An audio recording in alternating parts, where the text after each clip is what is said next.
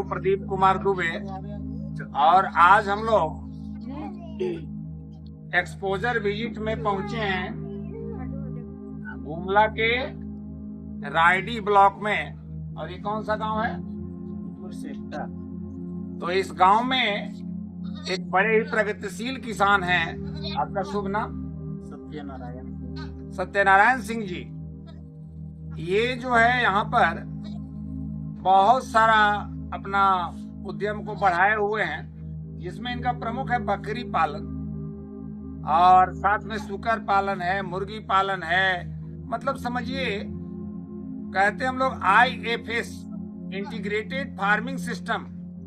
तो integrated farming system में multipurpose work किया जाता है। कृषि के साथ पशुपालन। तो उसी कड़ी में सबसे पहले इनके पास जो बकरी है उसके विषय में हम लोग थोड़ा जानकारी हासिल कर लेते हैं। सत्यनारायण जी, ये जो बकरी है तो ये किस नस्ल की बकरी है? ये ब्लैक बंगाल ब्लैक बंगाल है। तो ये ब्लैक बंगाल जैसे कोई पशुपालक नया अगर है तो उसको कैसे पहचाने कि ब्लैक बंगाल है? क्या पहचान है इसका, क्या चिन्ह है? कैसे जानेगा कि ब्लैक बंगाल ही है? इसका कान भी छोटा रहेगा, मुंह भी छोटा रहेगा, पैर भी छोटा रहेगा। तो कान, मुंह और पैर अगर छोटा रहेगा तो हम लोग समझ लेंगे कि ये ब्लैक बंगाल ही है ना? तो अच्छा ये बताइए कि प्योर देसी है या ये क्रॉस है? प्योर देसी है। प्योर देसी है। तो ये प्योर देसी है ना? तो ये बकरियों की संख्या आपके पास कितनी है? ये टोटल बच्चा मिला के 29 है। अच्छा, 29 है। तो ये जो नस्ल है इसको खिलाने पिलाने में और रखने में ये मचान सिस्टम वाला व्यवस्था है। तो इसमें जो है सो साफ सफाई के लिए क्या क्या करते हैं आप? साफ सफाई, इसमें चूना छिड़काव करना पड़ता है, कभी ब्लीचिंग पाउडर, और हमेशा रोज दिन इसको झाड़ू मारना है। अच्छा। इसके मल मूत्र यहाँ नहीं रहना चाहिए। अच्छा, कितना दूरी पर ले जाकर रखना है इसको? कम से कम 100 मीटर। 100 मीटर कम से कम उसको निपटारा। अच्छा, इसको कोई खाद उद में आप यूज कर लेते हैं क्या? खेत में डाल देते हैं। कोई खाद उद बनाते नहीं है ना? नहीं, सीधा डाल देते हैं, डायरेक्ट खेत में डाल देते हैं। अच्छा, डायरेक्ट डाल देते हैं। अब ये बताइए कि जैसे मान लीजिए तो रख रखा हुआ आवास की व्यवस्था है, उसमें माने साफ होना चाहिए, सूखा रहना चाहिए आवास को? पूरा सूखा रहना चाहिए। हवादार होना चाहिए? हवादार होना चाहिए। प्रकाश भी होना चाहिए? कभी सूर्य का रोशनी भी वहाँ पड़ना चाहिए। मतलब प्रकाश की समुचित व्यवस्था हो, हवादार हो, और ये जो परिवेश है जो बिल्कुल सूखा ड्राई होना चाहिए ना? तो अच्छा, इसके बाद इसको खिलाने पिलाने की बात हम कर लेते हैं। एक बकरी को यदि बात करें, सिर्फ एक बकरी को क्या क्या खिलाते हैं आप प्रतिदिन के हिसाब से बताइएगा। अभी तो मेरा बकरी पूरा फ्री रेंज में है। अच्छा। जंगल ले जाते हैं सुबह को, दोपहर लाते हैं, फिर एक 2 घंटा रेस्ट, फिर और निकालते हैं, फिर शाम को घर। अच्छा, पूरा फ्री। तो मतलब ये समझिए कि जंगल का जो पात पतई ये सब खा करके चारा, और ये जो है अपना पेट भर ले रहा है। लेकिन जैसे मान लीजिए कि अगर कोई शहरी पशुपालक है जो शहर में रहता है, उससे जंगल बहुत दूर है, तो क्या क्या खिलाना चाहिए उसको? गेहूं का चोकर, चना का छिलका, क्या बोलते हैं, तो ये गेहूं का जो दर्रा सब मिला के। तो गेहूं का चोकर कितना देंगे? जैसे एक जानवर को अगर मान लीजिए आप आहार बना रहे हैं, एक बकरी, तो उसमें कितना देंगे पर डे? कुल मिला के कितना दिया जाएगा उसका? कुल मिला के पर डे 1 केजी। 1 केजी खा जाएगी? तो 1 केजी में हरा चारा भी होगा? हरा चारा भी कुछ होना चाहिए, और सूखा चारा भी होगा, और दाना भी होगा, सब मिला करके 1 किलो होगा। अजी, ब्लैक बंगाल जो है ये किस पर्पस से आप पाले हुए? दूध के पर्पस से या मांस के पर्पस? मांस के पर्पस से, है ना?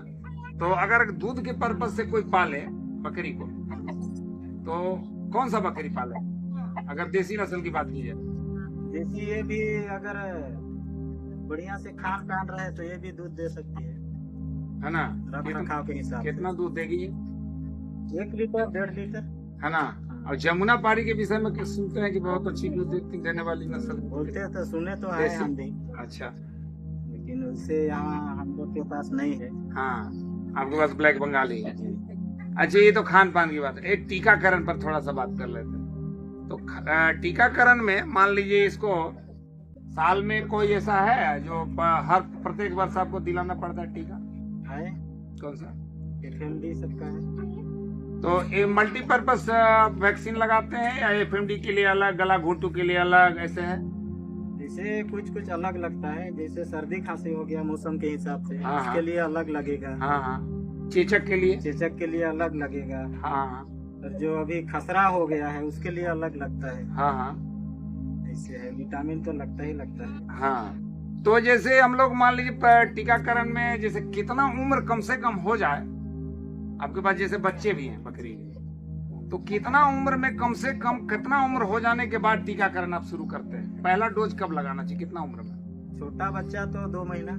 2 महीना, कम से कम 2 महीना की उम्र में। कम 2। अच्छा, ये पहला बार टीका हम 2 महीना की उम्र में लगा लिए, अब कितना गैप के बाद हम फिर बूस्टर डोज लगाएंगे? फिर 3 महीना बाद। मैंने पहला 2 महीना में, फिर 3 महीना के बाद, 3 महीना के बाद, है ना? और फिर अगला टीका फिर और वही 3 महीना बाद 3 महीने बाद हुआ। अच्छा, ऐसा कोई है का कि साल में एक ही बार टीका देना है, बाकी फिर? हाँ, FMD सबका है। अच्छा, FMD साल में 2 बार लगाते हैं या 1 बार? हम तो 1 बार लगाते हैं। अच्छा, आप 1 बार लगाते हैं लेकिन साल में 2 बार FMD लगाया जाता है, बाकी टीका जो है वो 1 बार लगाया जाता है। तो ये टीकाकरण है। अब खान पान में ये हो गया, कुपोषण का शिकार न हो तो अच्छा, ये अब थोड़ा बात कर लेते हैं हम लोग ब्रीडिंग पर, है ना? तो जैसे कोई बकरी है, तो ये मान लीजिए छोटा बच्चा है, तो उसको खिलाया पिलाया ठीक से जाए, तो कितना उम्र हो जाने के बाद वो जो है सो गर्भाधान की स्थिति में आ जाएगा, हीट में आएगा?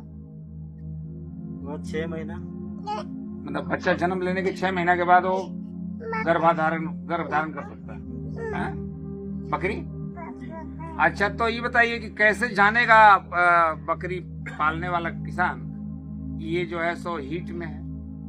वो पता चल जाता है पालने में। क्या क्या लक्षण है उसका?